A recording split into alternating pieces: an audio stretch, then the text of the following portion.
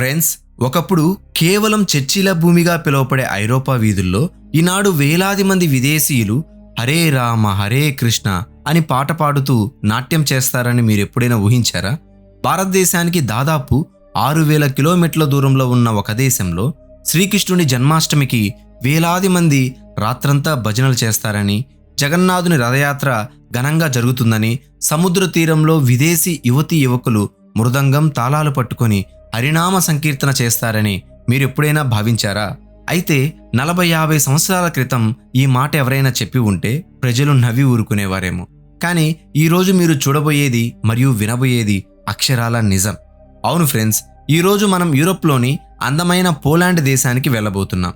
ఒకప్పుడు ఈ దేశం యుద్ధాలు, ఆక్రమణలు, కమ్యూనిస్టు పాలన వంటి ఎన్నో కష్టాలను ఎదుర్కొంది. కానీ నేడు అక్కడ ఒక ఆశ్చర్యకరమైన మార్పు కనిపిస్తుంది. భారతీయ సంస్కృతి, యోగా, భగవద్గీత, శ్రీకృష్ణుని భక్తి పట్ల పోలాండ్ ప్రజల్లో ఆసక్తి రోజురోజుకు పెరుగుతుంది. కానీ ఇక్కడ ఒక ప్రశ్న అందరి మనసులో మొదలవుతుంది. ఆ ప్రశ్న ఏమిటంటే, అసలు భారతదేశానికి వేల కిలోమీటర్ల దూరంలో ఉన్న పోలాండ్లో సనాతన ధర్మం ఎలా విస్తరించింది? దీని వెనుక భారత ప్రభుత్వ పాత్ర ఉందా? లేక అక్కడ పెద్ద సంఖ్యలో భారతీయులు నివసిస్తున్నారా? లేదా ఈ మార్పుకి ఇంకేదైనా ప్రత్యేకమైన కారణం ఉందా? సో ఈరోజు ఈ ప్రశ్నలన్నిటికీ సమాధానం తెలుసుకుందాం. అలాగే సనాతన ధర్మం ఎలా దేశాల సరిహద్దులను దాటి ప్రపంచవ్యాప్తంగా ఎంతో మంది హృదయాలను చేరుకుందో చూపించే కొన్ని అద్భుతమైన దృశ్యాలను కూడా చూడబోతున్నాం. సో మరి ఇంకెందుకు ఆలస్యం, వీడియోని ప్రారంభిద్దాం రండి. ఫ్రెండ్స్, ఒకప్పుడు పోలాండ్ పేరు చెప్పగానే చాలా మందికి రెండవ ప్రపంచ యుద్ధం, నాజీల దాడి, వార్సా నగరం మరియు ఆనాటి కష్టకాలమే గుర్తుకొస్తాయి. కానీ ఇప్పటి పోలాండ్ పూర్తిగా మారిపోయింది. ఎందుకంటే ఈనాడు పోలాండ్ అన్ని రంగాల్లో వేగంగా దూసుకుపోతుంది. విద్య, ఆధునిక జీవన శైలి మరియు సాంకేతిక పరిజ్ఞానంలో ఈ దేశం చాలా ముందుంది. దీనికి తోడు ఇక్కడి ప్రజలు కొందరు మన భారతీయ సంస్కృతి వైపు ఆకర్షితులవుతున్నారు. యోగా, ధ్యానం, భగవద్గీత మరియు భారతీయ తత్వశాస్త్రాన్ని ఇష్టపడుతున్నారు. అందుకే ఇప్పుడు పోలాండ్లోని అనేక నగరాల్లో మన భారతీయ పండుగలను ఎంతో ఉత్సాహంగా జరుపుకుంటున్నారు. అయితే ఈ మార్పు కేవలం ఒక్క రోజులో రాలేదు. ఇది ఎన్నో ఏళ్ల కష్టమని చెప్పుకోవచ్చు. ఫ్రెండ్స్, ఒక్కసారి పోలాండ్ రాజధాని అయిన వార్సా వీధులను ఊహించుకోండి. ప్రజలు తమ పనుల్లో బిజీగా ఉన్నారు. అయితే అలాంటి సమయంలో కాషాయ వస్త్రాలు ధరించిన కొందరు వ్యక్తుల చేతుల్లో మృదంగం, కరతాళాలు పట్టుకొని హరే రామ హరే కృష్ణ కృష్ణ కృష్ణ హరే హరే, హరే రామ హరే కృష్ణ రామ రామ హరే హరే అంటూ భజనలు చేస్తూ వీధుల్లో నడుస్తున్నారు. మొదట్లో అక్కడి ప్రజలు వారిని ఆశ్చర్యంగా చూశారు. వీళ్ళు ఎవరు, ఏ భాషలో పాడుతున్నారు, ఎందుకు ఇలా చేస్తున్నారు అని చాలా మంది ఆసక్తిగా గమనించారు. కొందరైతే నవ్వుకున్నారు, మరికొందరు వారితో మాట్లాడాలని ముందుకు వచ్చారు. సో ఇలా కొద్ది కొద్దిగా వారి సందేశం ప్రజలకు అర్థమవడం ప్రారంభమైంది. మరియు కొన్ని రోజుల్లోనే ఆ దేశంలోని చాలా మంది భగవద్గీత గురించి తెలుసుకోవాలని ఆసక్తి చూపారు. కొందరు ఆ పుస్తకాలను తీసుకుని చదవడం కూడా మొదలుపెట్టారు. అలా పోలాండ్లో ఒక కొత్త ఆధ్యాత్మిక ప్రయాణానికి నాంది పడింది. సో ఈరోజు అక్కడ పరిస్థితి పూర్తిగా మారిపోయింది. ఇప్పుడు కేవలం కొద్ది మంది మాత్రమే కాదు, వేలాది మంది వారితో కలిసి పాడుతున్నారు. పోలాండ్లోని క్రాకోవ్, వార్సా, వ్రోక్లా వంటి నగరాలలో క్రమం తప్పకుండా భజనలు, జన్మాష్టమి వేడుకలు, రథయాత్రలు జరుగుతున్నాయి. అంతేకాదు చాలా మంది పోలిష్ ప్రజలు తమ పిల్లలకు భారతీయ సంగీతం, యోగా, సంస్కృత శ్లోకాలు నేర్పిస్తున్నారు. అయితే దీని అర్థం ఆ దేశం భారతదేశంగా మారిపోయిందని కాదు, కానీ సంస్కృతికి సరిహద్దులు లేవని చెప్పడానికి ఇదొక మంచి ఉదాహరణ. అంతేకాకుండా నెక్స్ట్ ఇప్పుడు మీరు చూడబోయే దృశ్యాలు మిమ్మల్ని ఆశ్చర్యపరుస్తాయి. ఎందుకంటే ఈ కథ ఏ గుడికి సంబంధించింది కాదు, పోలాండ్ సముద్ర తీరానికి సంబంధించింది. అవును ఫ్రెండ్స్, మీరు విన్నది నిజమే. పోలాండ్ సముద్ర తీరంలో సెలవులు గడపడానికి వచ్చిన వేలాది మంది మధ్య హఠాత్తుగా హరే రామ హరే కృష్ణ నామం మారుమోగడం మొదలైంది. తీరమంతా భక్తి పారవస్యంతో నృత్యం చేయడం కూడా ప్రారంభించింది. ఫ్రెండ్స్, వేసవి కాలంలో బాల్టిక్ సముద్రం నుంచి చల్లటి గాలి వీస్తోంది. తీరంలో వేలాది మంది ప్రజలు కుటుంబాలతో కలిసి హాయిగా సమయం గడుపుతున్నారు.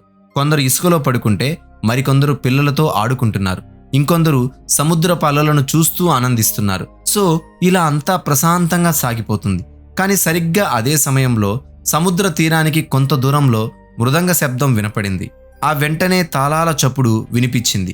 దానికి తోడుగా హరే కృష్ణ కృష్ణ కృష్ణ హరే హరే హరే రామ రామ రామ హరే హరే అనే ఈ మధురమైన పాటలు వినిపించడం మొదలయ్యాయి.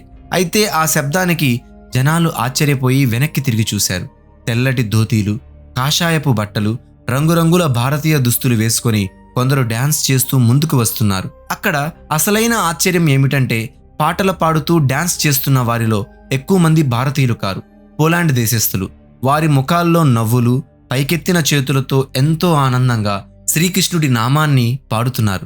అయితే ఇప్పుడు చూస్తున్నది ఏ సినిమాలో సీనో కాదు, పోలాండ్లోని మెజినో సముద్ర తీరంలో నిజంగా జరిగిన హరినామ సంకీర్తన. సో మొదట్లో ప్రజలు ఆశ్చర్యంగా చూస్తూ ఉండిపోయారు. కొందరు మొబైల్స్ తీసి వీడియో కూడా తీశారు. కొందరు పిల్లలు తాళాలకు అనుగుణంగా చప్పట్లు కొట్టడం మొదలుపెట్టారు. ఇలా మెల్లమెల్లగా కేవలం చూసేవారుగా ఉన్న ప్రజలు కూడా ఈ కీర్తనలో భాగమయ్యారు. ఫ్రెండ్స్, హిందూ ధర్మంలోని ఈ సంకీర్తనల అతిపెద్ద విశేషం ఏమిటంటే ఇవి భాషను అడగవు, రంగును చూడవు, జాతీయతతో పనిలేదు. ఇవి కేవలం హృదయాన్ని మాత్రమే చూస్తాయి. అందుకే సనాతన ధర్మం ప్రపంచమంతటా పూజించబడుతుంది. హిందూ ధర్మ ఉద్దేశం ఎవరిపైనా తమ నమ్మకాలను రుద్దడం కాదు, భక్తి, సంగీతం, సేవ మరియు భారతీయ ఆధ్యాత్మిక సాంప్రదాయాన్ని పరిచయం చేయడం మాత్రమే. అయితే ఇక్కడ కీర్తన తర్వాత ప్రజలకు ప్రసాదం ఇస్తారు, వారితో మాట్లాడుతారు, యోగా, ధ్యానం మరియు భగవద్గీత గురించి సమాచారాన్ని అందిస్తారు. ఈ నిరాడంబరమైన విధానమే వేలాది మందిని భారతీయ సంస్కృతికి దగ్గర చేసింది. పోలాండ్లో కూడా లక్షలాది మంది దీనివైపు ఆకర్షితులవుతున్నారు. అంతేకాదు ఇక్కడ భగవాన్ జగన్నాథుడు, బలభద్రుడు మరియు సుభద్రాదేవిల భవ్యమైన రథం కూడా ముందుకు సాగుతోంది. రథం పూలతో అలంకరించబడుతుంది. నలువైపులా కాషాయ రంగురంగుల పతాకాలు ఎగురుతున్నాయి. వందలాది మంది తాడు పట్టుకొని రథాన్ని లాగుతున్నారు.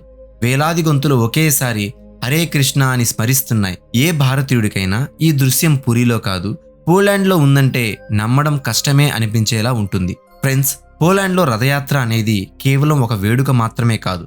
దేవుడు ఏ ఒక్క భవనానికో పరిమితం కాదని, ఆయన అందరివాడని, ప్రతి దేశానికి, ప్రతి భాషకు, ప్రతి మనిషికి చెందినవాడని ఇది ఒక సందేశాన్ని ఇస్తుంది. అందుకే ఈ యాత్రలో పాల్గొనడానికి మీ ధర్మం ఏమిటి, దేశం ఏమిటి, భాష ఏంటి అని ఎవ్వరూ అడగరు. ఇక్కడ కేవలం భక్తిని మాత్రమే చూస్తారు. సో ఇప్పుడు అసలు విదేశీయులు సనాతన ధర్మం వైపు ఎందుకు ఆకర్షితులవుతున్నారు అనే దాని గురించి చూద్దాం. అసలు పోలాండ్ ప్రజలను భారతీయ సంస్కృతి వైపు అంతగా లాగుతున్నది ఏమిటి? కేవలం సంగీతమా, రంగురంగుల దుస్తులా, లేక ఇంకా ఏదైనా ఉందా?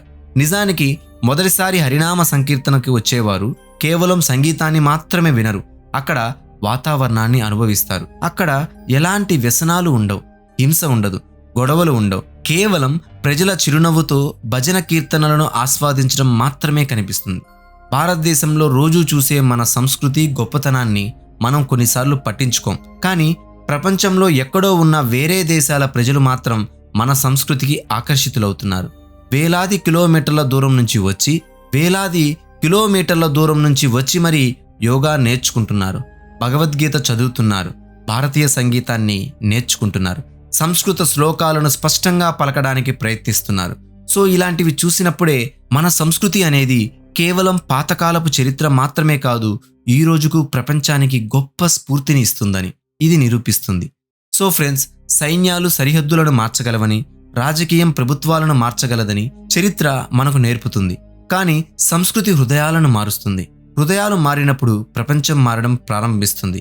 ఎందుకంటే ఈరోజు పోలాండ్ వీధుల్లో మారుమోగుతున్న హరే కృష్ణ నామం కేవలం ఒక భజన మాత్రమే కాదు, ప్రపంచంలోని వివిధ ప్రాంతాల ప్రజలు ఒకరి సంస్కృతిని మరొకరు అర్థం చేసుకోవడానికి, దానికి అనుసంధానం కావడానికి చూపుతున్న ఆసక్తికి ఇది ఒక ప్రతీక.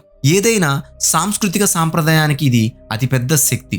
అలానే ఈ సాంస్కృతిక ప్రయాణం మీకు ఆసక్తికరంగా అనిపిస్తే ఈ వీడియోని మీ స్నేహితులతో తప్పకుండా పంచుకోండి. పోలాండ్ వంటి ఐరోపా దేశంలో జన్మాష్టమి, రథయాత్ర మరియు హరినామ సంకీర్తనలు ఇంత ఉత్సాహంగా జరుపుకుంటారని మీరు ఎప్పుడైనా ఊహించారా? కామెంట్లలో తెలియజేయండి. ప్రపంచంలోని వివిధ దేశాల్లో భారతీయ సంస్కృతి, సనాతన సంప్రదాయం మరియు చరిత్రకు సంబంధించిన ఇలాంటి నిజమైన వీడియోలను చూడటానికి మా ఛానల్ని ఇప్పుడే సబ్స్క్రైబ్ చేయండి. బెల్ ఐకాన్ నొక్కడం మర్చిపోకండి. ధన్యవాదాలు. Her her Mahadev.